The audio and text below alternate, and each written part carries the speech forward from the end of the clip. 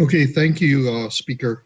Um, Specifically, I wanted to begin covering the USDA announcement that came out on April 17th. The Coronavirus Food Assistance Program. The RFPs were announced on last Friday. Um, it should help. Many organizations I'm hearing needs help in the application because the schedule for submittal, I believe the deadline's May 1st. What it does, though, is provide direct support to farmers and ranchers, $16 billion for actual losses, lost demand, and short-term oversupply. Again, the RFP just came out for that. It also provides through USDA purchase and distribution another $3.3 billion. The intent is to spend $100 million per month to purchase fresh fruits and vegetables, another 100 million for dairy products, and another 100 million for meat products. This is all monthly throughout the nation. There's also Section 32 funding, which is $873.3 million for the purchase and distribution to food bank needs by industry requests.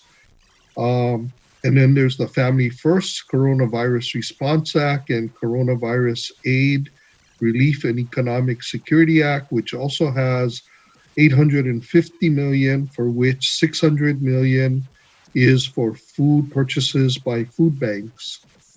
And then SNAP benefits, emergency allotments, have been increased 40%. And Hawaii was approved on April 17th for additional funds. I guess the supplemental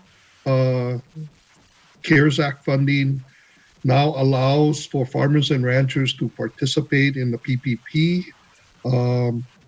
and also in the EIDL, the disaster loans, which they were excluded from in the original request, in additional funding.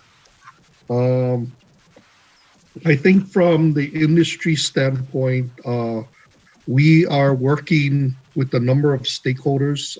I also sent out from Senator Hirono's office a document to help with the agriculture industry in looking at the funding available and how to go about applying for different programs and what's available. So I just wanted to thank Brian Miyamoto from the Farm Bureau and Alan Yamamoto from Senator Hirono's office for helping to provide me additional information. So I'm open for questions. Okay, any questions or comments? Thanks, Hi, Speaker. Oh, go ahead. Okay, go. Who's that? Yeah, Speaker. Hi, this is Eric Kingma from the Hawaii Longline Association. I just would like to ask a question about the USDA purchasing program and whether or not seafood products is included in the meat definition, because my understanding is that it is not. Fresh and frozen seafood is not included, and which is, in my opinion, and others, I believe, in Hawaii, is a problem, because Hawaii residents, as everyone knows, consumes seafood, fish at twice the national average. And so seafood products should be included. And if they're not, then maybe, Rep. Case could take that to DC and help on that regard.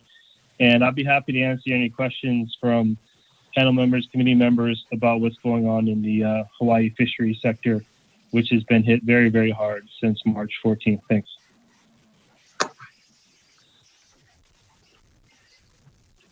So, Rep. Onishi, can you just follow up on that? Yes, I'll follow up on that. And again, I want to thank Speaker for adding. I guess Denise Yamaguchi had contacted me and had asked about the fishing industry. And I want to thank Speaker for adding Mr. Kingman on the committee. So we have representation from that industry also. But I will follow up on that issue. Okay. Yeah, I forgot to mention at the beginning that we did add the Hawaii Longline Association to our committee. I think that the fishing industry is probably the largest producer of meat in our state. So it's an industry that we need to really try to protect during this time.